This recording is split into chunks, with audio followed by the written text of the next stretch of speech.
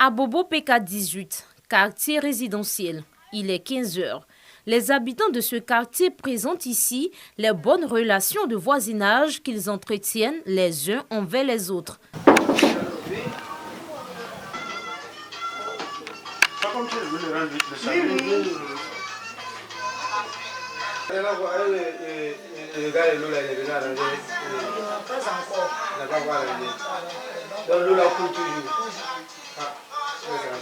Entre nous, les voisins, il n'y a pas de souci en tout cas. J'ai déménagé il n'y a pas à peine très longtemps, mais c'est ma tutrice qui est là, c'est une grande soeur. C'est elle qui est tout pour moi. En tout cas, quand j'ai un souci, je passe la voir, on se donne les idées, puis bon. Je suis l'homme et les femmes, bon, ça marche. On n'a pas de souci avec quelqu'un. Si je vais rentrer dans le jus là, même si c'est garçon, c'est femme, il dit ah, faut sortir, hein, parce que ça chauffe derrière moi. Il ne se fâche pas, il dit, il sort quand même là. C'est toi, douce là, c'est pour toi seul. Hein? C'est comme ça on vit ici. Pour ses voisins, lorsque l'un d'entre eux vit une situation heureuse ou malheureuse, les autres lui viennent en aide. C'est comme ça on vit à PK18. La bonne entente.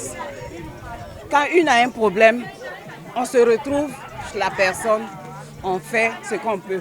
On cotise, on donne à la personne. Aujourd'hui, c'est le baptême de l'une des femmes de Sigidia. Donc les femmes se sont regroupées chez elles aujourd'hui. Souvent il y a des réchauffements, mais après on s'assoit et puis on s'entend. Ça ne peut pas manquer. Les gens vivent vraiment en bon terme. Par la solidarité, on a fait des démarches au niveau de la CIE. On a eu du bon courant. On a fait des démarches au niveau de la SODECI.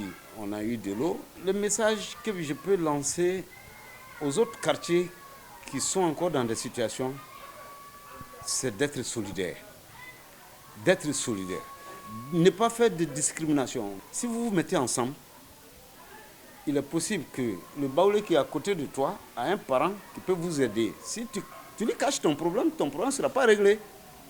Ou bien le monsieur qui est à côté de toi, il a des relations qui peuvent vous aider. Si tu caches ton problème, ça ne va pas se régler. Donc, il faut vous mettre ensemble pour chaque problème qui arrive. Et je pense que comme ça, même les autorités étatiques vous écoutent. Pour encourager ces habitants de la commune d'Abobo PK18 pour leur fraternité et leur solidarité, le club Al-Bak Forever et l'association Sigidia ont initié la fête de l'entente pour le bon voisinage. Objectif, prôner les valeurs de solidarité et d'amour entre voisins, mais aussi promouvoir la paix et la cohésion dans le quartier et au-delà dans la commune. Nous sommes vraiment très contents de cette organisation. Le lundi, on célébrait la journée de la paix. Et ces femmes rentrent dans ce même élan d'esprit afin aussi d'apporter leur touche à ce quartier pour la cohésion sociale. Ce que je peux dire pour les femmes, elles n'ont qu'à œuvrer pour l'amour, pour l'union. Comme le nom l'indique, Sigidia veut dire vivre dans la bonne entente, la cohésion, bon voisinage. Aline Bakayoko, parrain du club Al-Bak Forever de cette cérémonie, profitant de l'occasion, a invité les filles et fils d'Abobo à se donner la main pour développer leur commune. Il a même offert une bâche et une vingtaine de chaises à l'association Sigidia. Abobo a besoin de l'union. Abobo a besoin de cette paix sincère et véridique. Alors j'encourage toutes les associations, tous les mouvements de jeunes, de vieux, d'hommes ou de femmes d'œuvrer dans ce sens. Parrain et responsable des associations Al-Bak Forever et Sigidia entendent multiplier ces cérémonies de cohésion en vue de sensibiliser les populations sur l'importance qu'il y a à préserver le bon voisinage.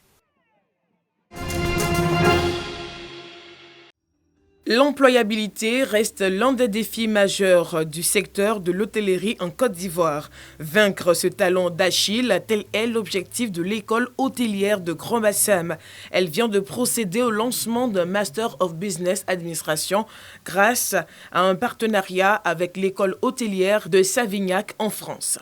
C'est un diplôme de répertoire national des métiers professionnels en France ouvert à toute personne titulaire d'un niveau d'études supérieures de 3 ans après l'obtention du baccalauréat et désireuse mener une carrière de manager dans des entreprises de l'hôtellerie et de la restauration. Pour ceux qui ont comme ambition de diriger un hôtel, on peut leur donner cette opportunité. En deuxième, les amener aussi à avoir un regard métier.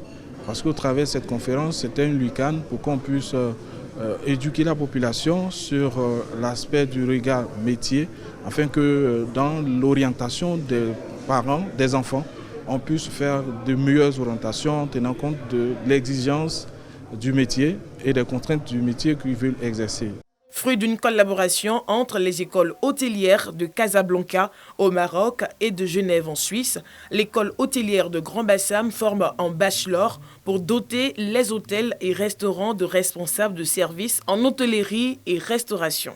Nous recevons des affectés de l'État et nous aidons aussi l'État en tant qu'appui public pour ce qui est de l'évolution, de la modification, plus ou moins de l'aspect de la formation au niveau de l'hôtellerie. Le ministère du Tourisme, à travers son représentant, a exhorté la jeunesse à voir dans cette école le creuset d'un avenir garanti. Chaque jour que Dieu fait, des bâtisses, des hôtels sortent de terre. Il va falloir un personnel bien qualifié, des managers bien qualifiés qui pourront gérer ces établissements.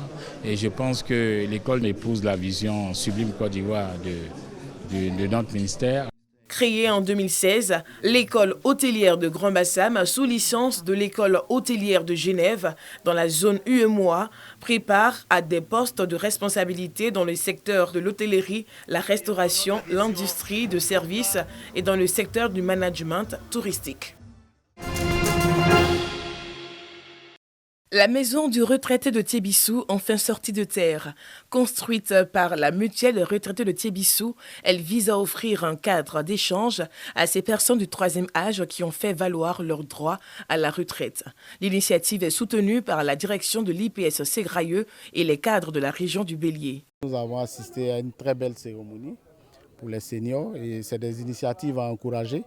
Le fait qu'ils soient déjà en association, c'est ce que l'IPS Ségrailleux cherche et puis avec le soutien des autres associations, l'IPS Ségrailleux ne peut qu'encourager ce genre d'initiative et apporter une aide comme elle est pourra. Le président de la mutuelle des retraités de Tiébissou souhaite l'adhésion de tous les retraités de la région du Bélier à cette mutuelle. Les gens pensent qu'aller à la retraite, c'est aller mourir, c'est un mouroir. Nous avons dit que c'est une nouvelle vie et c'est ce que nous voulons démontrer. Nous avons construit ce siège grâce à cela. Une cérémonie co-présidée par le préfet de la région et le maire de la commune de Tiébissou. Le coût des travaux de la maison des retraités de Tiébissou estimé à 10 millions de francs CFA.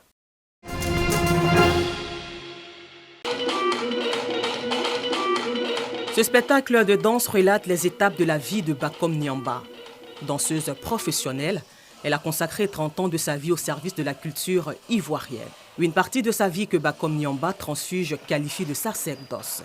La danse est notre moyen de communication. Et je communique au travers de la danse. Et mon langage se comprend et il se fait sentir. Danser, c'est vivre. Tout commence par la danse et tout s'achève par la danse. Les spectateurs qui ont répondu présents à cette célébration ont tenu à témoigner leur reconnaissance à l'artiste.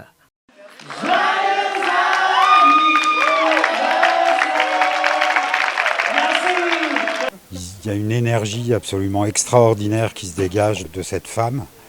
Et puis tout ce qu'elle dit sur le partage, elle nous le fait vivre complètement et on le reçoit en plein cœur. Je me demande où un être humain peut puiser une telle inspiration, comment ces gens, ces danseurs, ces danseuses peuvent arriver à coordonner toute une histoire que nous ressentons à les voir sur scène.